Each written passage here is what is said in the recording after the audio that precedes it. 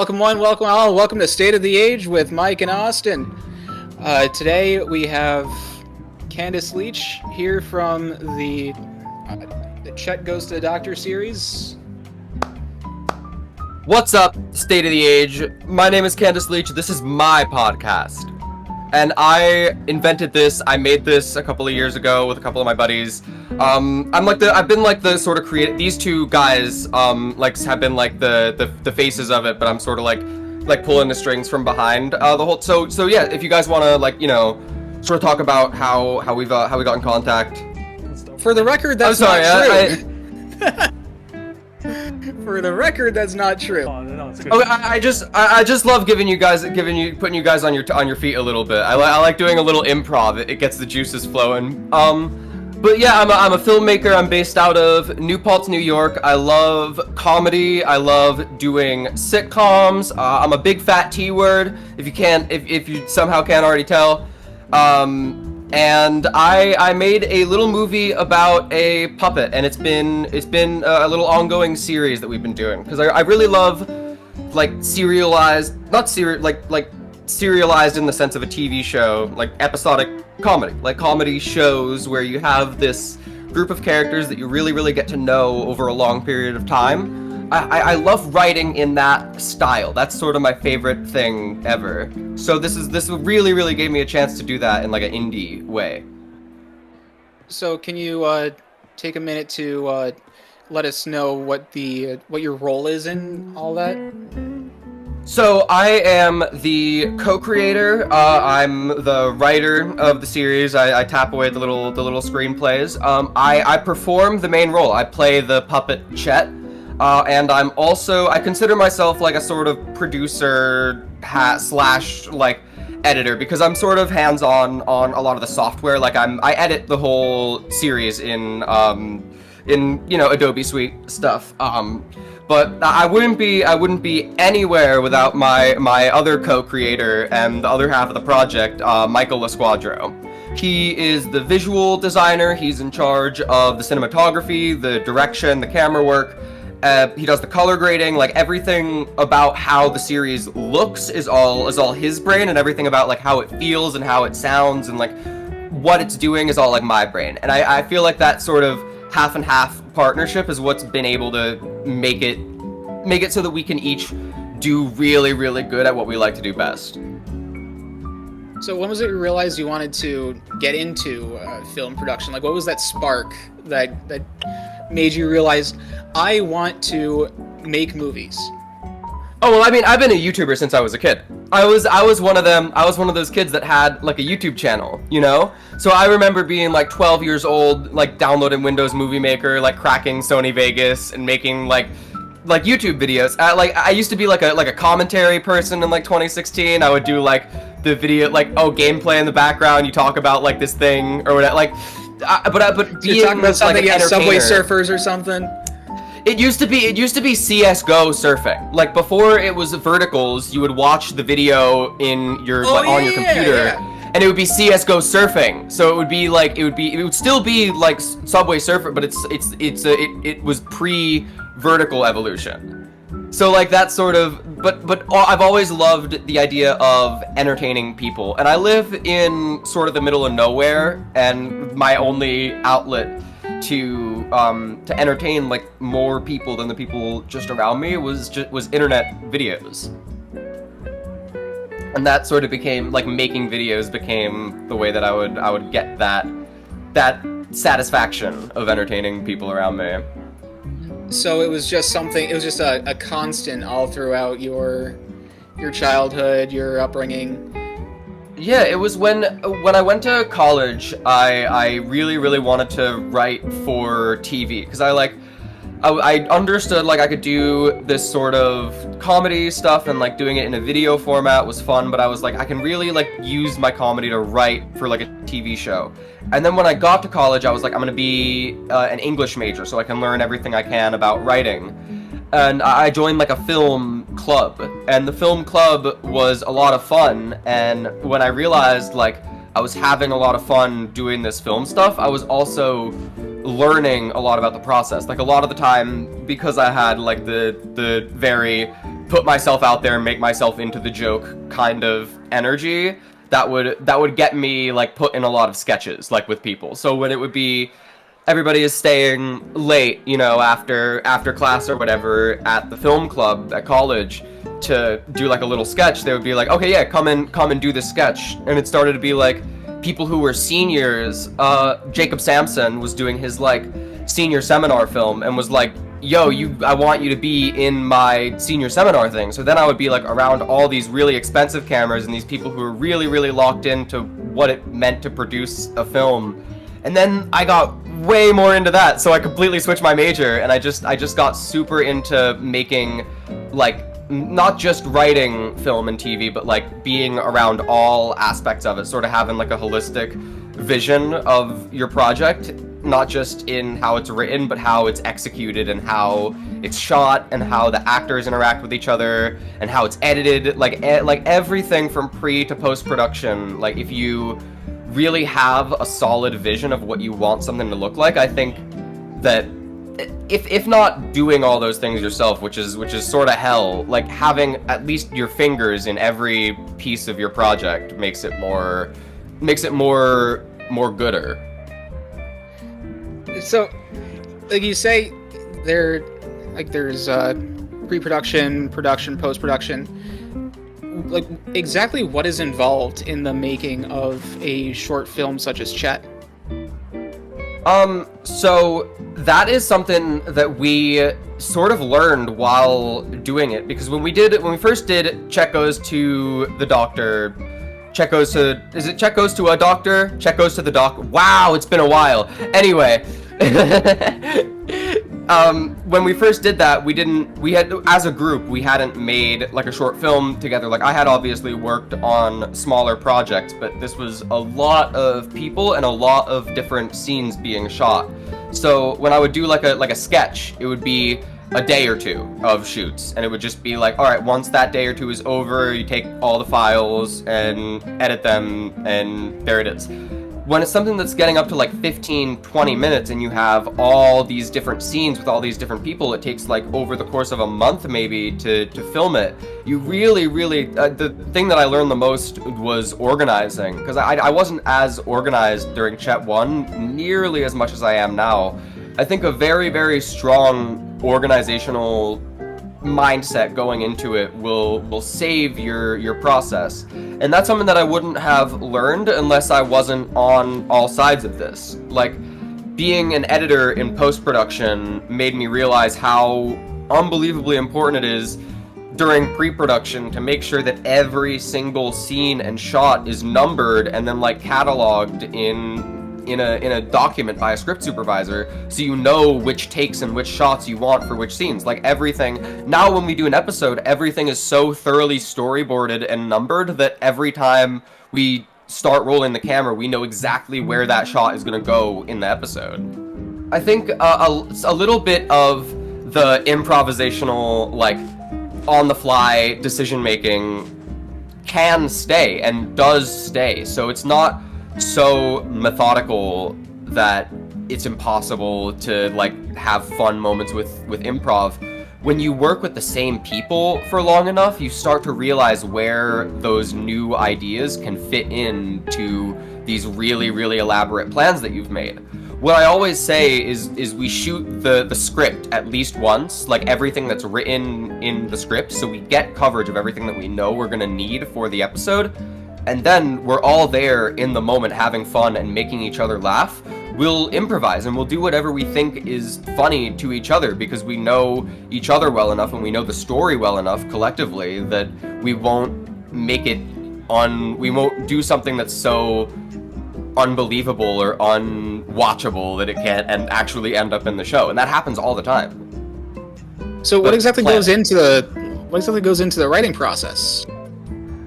So the writing process of the episodes is genuinely really difficult. I find myself hitting blocks with it all the time, because Chet isn't just a standard like 22-minute TV sitcom. It's a much more experimental sort of deconstruction of what it means to be a character inside of a piece of media. And that is a lens that I really wanted to look at, because as I mentioned earlier, I'm a big T word. And one of the things that I found really, really difficult to express to people about having a complicated relationship with your own identity is that you can't just stop being the person that you are and then become someone else. Because you have all of these relationships with all of these people around you, and you're afraid that the way that they see you is going to be completely changed. So if you're forcing yourself to be a puppet in a show, and the show is about a puppet, then that's the only thing that you've ever been. You've only ever been playing a character in a show. And if you stop doing that, you don't know if there's going to be anything else left for you. It's a lot like Plato's allegory of the cave. Like when you take the guy out of the cave and you put him in the sunlight and he sees what the real world actually is, he doesn't believe that that's the real world because he hasn't experienced anything else. And I think that the lens of it being like a comedy, like a sitcom, is really, really interesting, because these characters play roles, like very, very defined roles that get like Flanderized almost down to the point where it's like a couple of nameable character traits that these people have. And our relationship with them as an audience is that we only see them as that. And the person playing that character has to put aside their personhood and perform the role so that they're accepted by it's like their job, like they have to do it. So I found that a really, really interesting metaphor, or like a lens to look at what it feels like to be a trans person. Though it's more or less a what's the word, an analogy.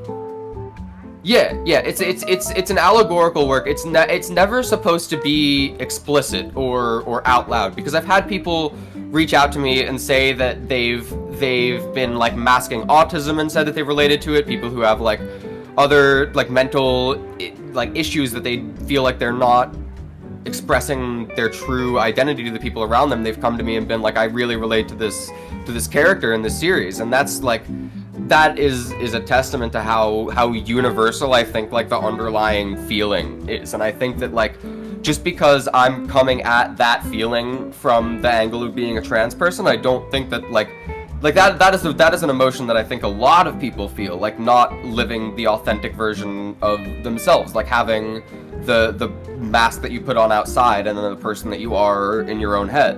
And like the state of nirvana that you reach when you merge those two personalities together and you become your authentic self is like it's so relief.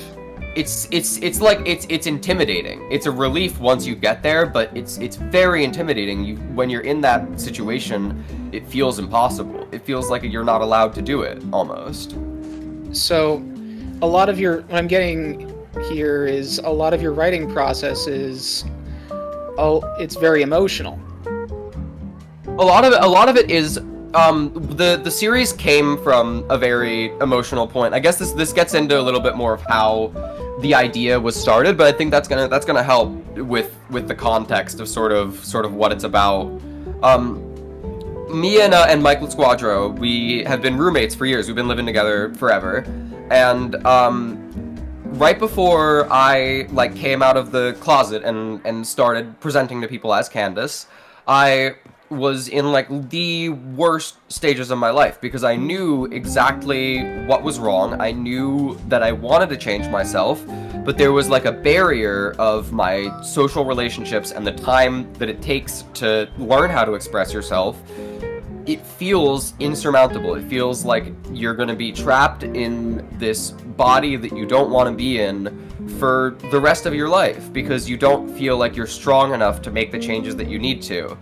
And when I was feeling like that personally, Mike, my roommate, was he still is a photo major, so he's not like a film person. He's in photos and stuff.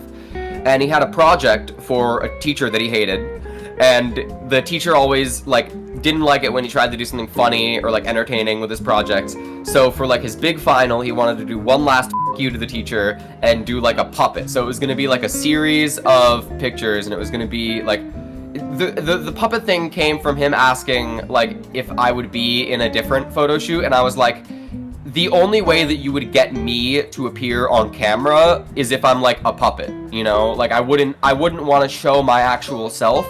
I would rather have shown like I would play like a puppet character instead of me. And like that was a little bit like tongue in cheek, but he ended up really like running with the idea, and he was like, if I make a puppet for this like photo project, then we have to do like a short, we have to do like a sketch with it on like the Hawk Studios thing, because I was in the college film club and I had done like sketches before, and I mentioned at some point like, oh, it would be funny to do something that had a puppet in it. And Mike made the puppet. He made it himself. He found like templates online of like things that would like sort of how you're supposed to shape it and fold the foam and felt together and stuff. But he's always been like a crafty person. Like when he does photo projects, he'll make like insane props and stuff. He's the craftsman. So he made the puppet, and we did the photo shoot.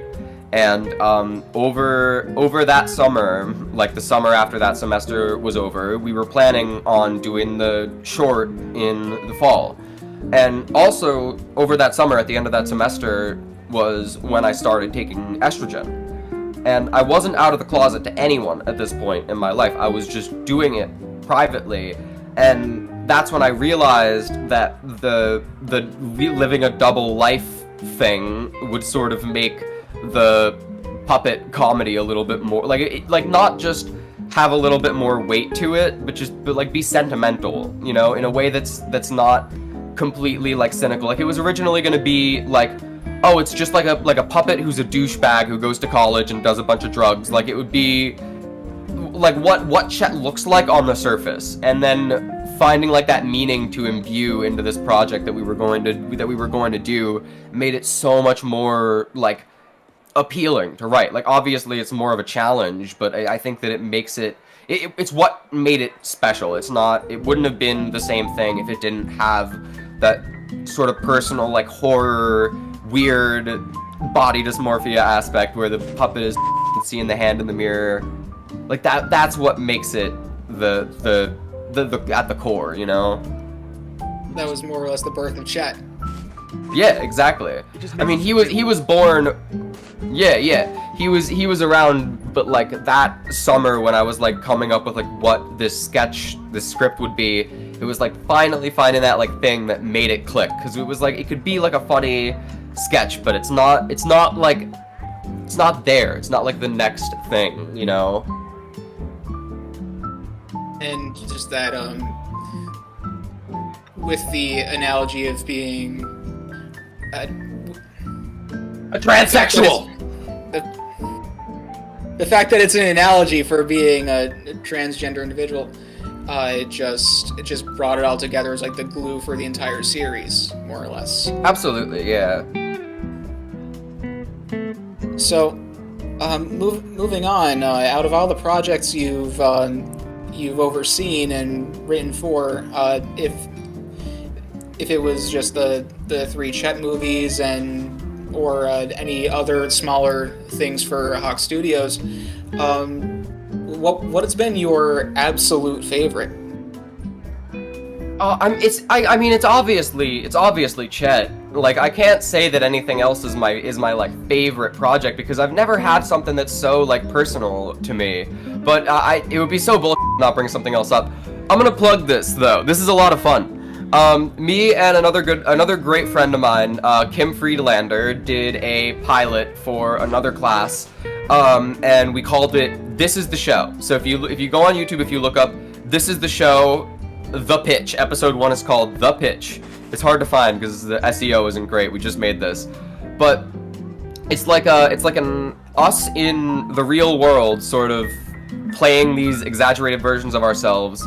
And we're going around interacting with the public, like trying to get through almost like a sitcom type storyline. if you've ever seen, I would compare it to like Sacha Baron Cohen stuff, Matt Johnson. If you ever seen The Dirties, Nirvana the band, the movie just came out. Go watch Nirvana the band, the movie in theaters. Do that. If you don't do that, I'm killing you. Anything like we really love that sort of like sporadic improv style of doing things, and we did like a full 10-minute episode of it, and it was so much fun. And we really want to do more of those things because they're a much less heavy undertaking than Chet. The production is a lot. It's way looser. It's way more candid almost than a Chet is. But I would say Chet 3, Chet Falls in Love is definitely the thing that I'm the most proud of. It's 27 minutes. It is like a full episode of TV before we cut out the deleted scenes. Like we are like the DX version is probably going to be like a little bit, chopped down, but we got like everything in there. Like that is a really meaty piece of fucking Chet content. I'm so proud of the work that we were able to achieve last semester doing that. Really.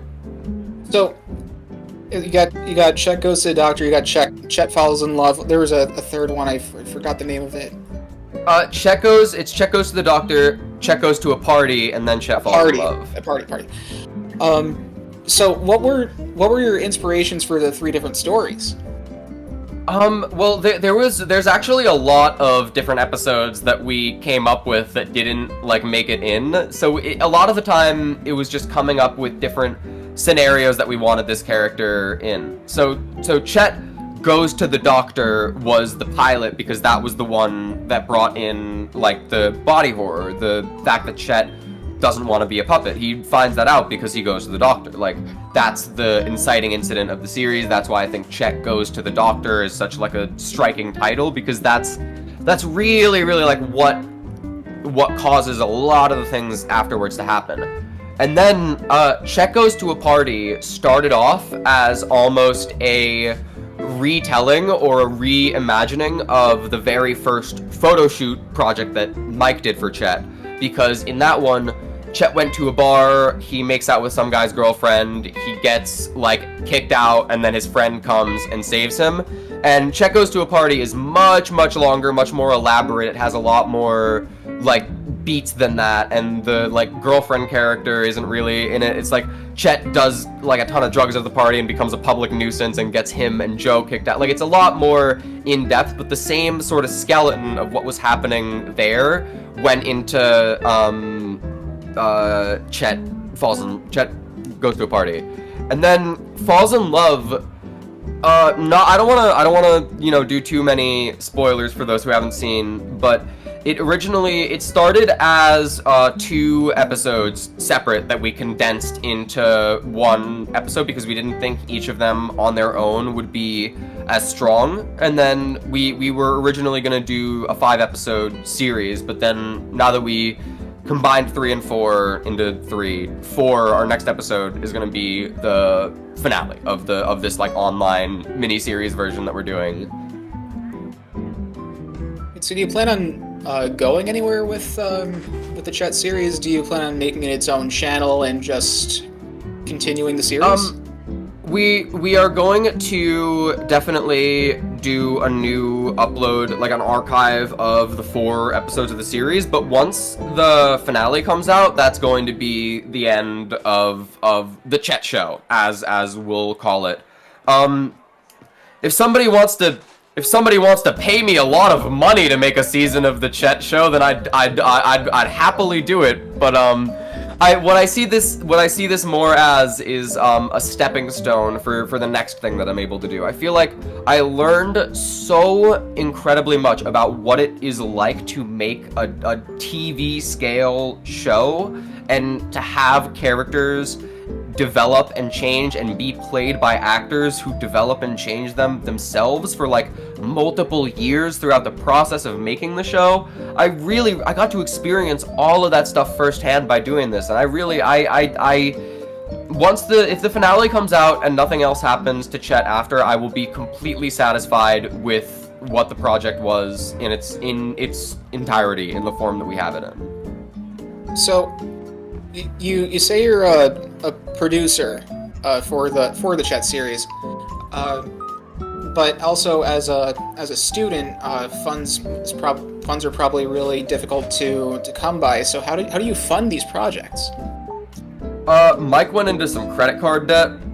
I'm in some debt.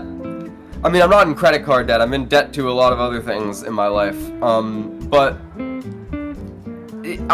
Mike has been a big money source too. What I like to do in my role is I get a lot of people in the right place at the right time, and I get a lot of resources to us to use. So, for Chet 3, I was working in the school's equipment room, so I had full access to the school's equipment, and I was certified to rent out the equipment, and I knew how to use all the equipment, so I could go in after hours with my ID and get whatever equipment that we needed for the episode, and scan it out, and like have everything be completely above board, like we weren't like, you know, stealing from the school or anything, and we got to use like the highest quality equipment that the school's budget had for us, because we just had like the connection of me doing that. And then I had connections with people to do audio, I had connections with people to act in almost every scene, I had like people who were driving for us, people who were bringing us coffees on set, like getting the right people in the right place and getting all of these people committed to doing this is really where I think a lot of like it's not something that you think will be important, but it's so unbelievably important, and you come to like love and appreciate every single person who does something for you as like a favor, like just holding a boom pole for a day or something is so huge. Yeah, so with such a tight budget, how do you find yourself and your team like accomplishing the more complicated shots that, say, in Hollywood would be much more of a large investment? It's really, really fun, because a lot of the time I will write things into the script with zero intention of them making it into the final episode. Officially, if you want to watch Chet 3 right now, turn off the video because I'm spoiling it, because I want to talk about a thing that happens. Okay, so watch it after this video. So give us the watch minutes. Oh yeah, keep this open in the tab, keep it playing, hit the loop button, play this video looping in one tab while you have Chet 3 open in the other tab, loop that, and then come back here. Yes, then, do that. So, in Chet 3, there's a scene that I wrote, a gag, where Chet has a light bulb go off over his head, like a cartoon, and then he looks up, and he sees it, and him and Joe talk about it for like 30 full seconds, and they're like, I have no idea what this is, like, this does not make any, like, they're acting as if it's the real world. I had no intention of this making it into the script whatsoever, but Mike read it in the draft, and he thought it was hilarious, and he was like, God, now I have to figure out how to do this. And I was like, well, there's no pressure. Like, obviously this is like a bit of a lofty thing, and it's just like a one-off gag. It doesn't need to be in the episode, but he's like, it would be so funny. And I'm like, you're right, it would be so funny. So we got Mike finagled this. He figured out how to do it. He got an emergency light bulb battery that you screw into the bottom of your light bulb, and it charges it, so if your power goes out, your lamp can stay on for a couple more hours with the battery, and screw that into a bottom of an actual light bulb, right? And then with hot glue and a string, like attaching the top of the light bulb to a string, so that the bottom part would like come down, and it would be like a light bulb, you know, like the thing over the head and the little screw coming down. It was hot glued with a string and then hung over a C-stand. And then what I had us do, we shot the take of Chet just like blank, with only a light turning on above him. So it would be Chet, and then bing, like the light goes on. We had a blank plate of nothing, like just the background, like nothing moving, nothing happening. and then another of just the light bulb hanging from the string off, and then turning it on and then letting it hang like completely still. In After Effects, I roto brushed out Chet. I like cut him out of the scene, and then cut the light bulb out of the scene and put them against the blank matte background.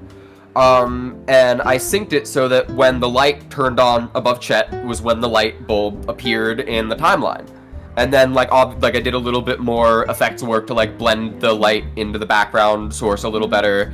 And the pain in the ass part was getting rid of the hot glue, because I had to clone stamp another part of the light bulb onto the top of the light bulb. But I got like a perfectly round light bulb in the scene turning on at the same time as Chet. So it's like, when there's barely any money whatsoever, if you just like doing it like half practically, half digitally, in the cheapest way possible is so f***ing doable if you're like an indie person and you want to do like a gag. Like, you can really make some magic happen in After Effects and like DaVinci and stuff with just masking and really simple compositing techniques like that. It's mind-blowing. We also we put Chet into an episode of The Muppets for the ending of that. Another spoiler, but there's a scene where you see the TV and they're watching The Muppets, and Chet, the puppet, is in the scene with them. And you just did that for the heck of it, just to see Chet and the Muppets? Well, yeah. I mean, it's a bit more impactful. It's supposed to sort of symbolize that he's fully like committed to the idea that he is this role. He is a puppet, and he needs to play this role in this show to make people laugh. And when he sees himself literally in the Muppet Show, he's seeing like the media around him showing him that this is what he needs to be. The light bulb was for the hell of it. So, it's a no-brainer that you have a ton of passion for what it is you're doing. Now, how important is passion for someone's work when they're making something like a short film or anything, any art form? Well, it's literally the only thing, because you're not gonna get paid. If you don't like the process of what you're doing, then there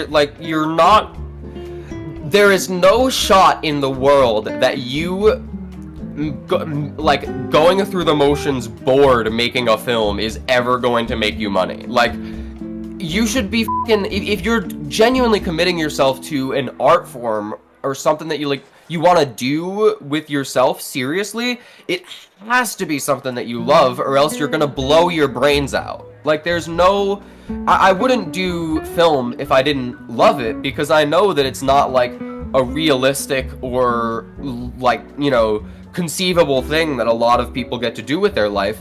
But if anybody were to do it, it would be somebody who really loves doing it and won't stop doing it. Like, that's the thing that I think makes the difference, is if, like, you have to be passionate about it. There's really no other way to do it. You have to love it.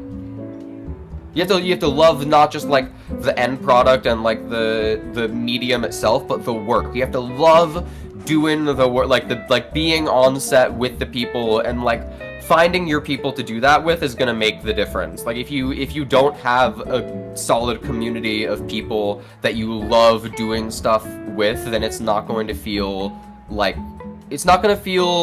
It's gonna feel like work, and it shouldn't feel, even if it is work, it should feel like you're doing something that you care about. Hey Mike, I hope this doesn't feel like work. No, because I get to listen to people talk about their passions, especially when it comes to filmmaking. And I have a question about that, because you were talking about your passion, and you mentioned like your improvisational when it's like the editing room and the process of making it. Is improv, is that like more, is it an added bonus to the process of all this, or is it like, do you need it essentially? Like, I find it so fun that I don't know if I could let go of it. Like, me personally, I don't know if it's necessary to make something like good, but the things that I make, I find it so much more fun when everybody who's involved gets to like pitch in and have their sense of humor go into it, because I think that makes it such a more well-rounded thing. And like, especially for an example, just dialogue in a film in general. Like the letter of the script written perfectly to the script versus letting an actor improvise whatever they want as long as they get like the general point. Obviously there's a middle ground. What I like to do, again, I like to do a take, at least a solid take of what we need in the script, what's actually written, and then give the actors the freedom to do whatever they want and like really, really get into the role, because a lot of the time your actors' vocal inflections won't be how you imagined them, and unless you like, you can either like try to give them the exact inflection that you want, or you can just have them, hey, just say this line like how you would say it, not how it's written. And then that'll be, most of the time, it'll be a much more natural, usable take in your film. Like while you're editing, you'll see the difference. And in Chet, there are a lot of different times where you, either yourself or the different actors involved, there would be a lot of different how do you put it? Takes where they just say something random and it just works. So many times, like all of the time. Genuinely so often. And sometimes in the script, if I know, because I know these people so well at this point, if there's a section that I know that the characters are going to be speaking over each other or saying things that aren't necessarily going to be like heard as individually, and like I know that they're going to just be like improving over each other, I'll like mark it in the script. I'll say like, these are the lines, but they're gonna improv over these. Okay, so when you're writing it, it would just be like, say even, these like, alongside a bunch of other different. Yeah, so obviously, like when you're in the moment, you'll also find places to do that. But when I'm writing the script, I can find places, I can sort of see places where I think that the actors are going to have room to improvise, and I can like sort of plan for that. And it just makes it a lot more fun in the moment too. Yeah, specifically when in the first scene of Chet 3, when Chet gets finished talking to Sakina, and then Joe walks back in holding a bag of pee from earlier that like she was talking about having a bag of pee from earlier. And like they're just all talking about how nasty it is, and they're all arguing. None of the lines in them arguing were written. The script ends at Joe walking in with the bag of pee. Like everything else in the moment was just completely natural, like us living in the moment as the characters and playing them, you know? Well, congratulations on accomplishing everything you have accomplished. And the absolute best of luck with your future endeavors with this art form. Thank you so much, of course.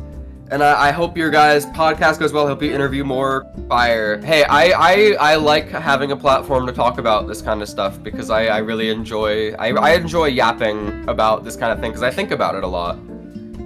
And we'd love to have you back on the show. Oh, absolutely. Hit me up. I'm down to, I would love to have more convos about what it's like to make stuff. I want to, God, I could do a whole episode on file trees. How to set up your file tree for your movie. If you don't have if you aren't dating your with the date at the start of every file, lock in.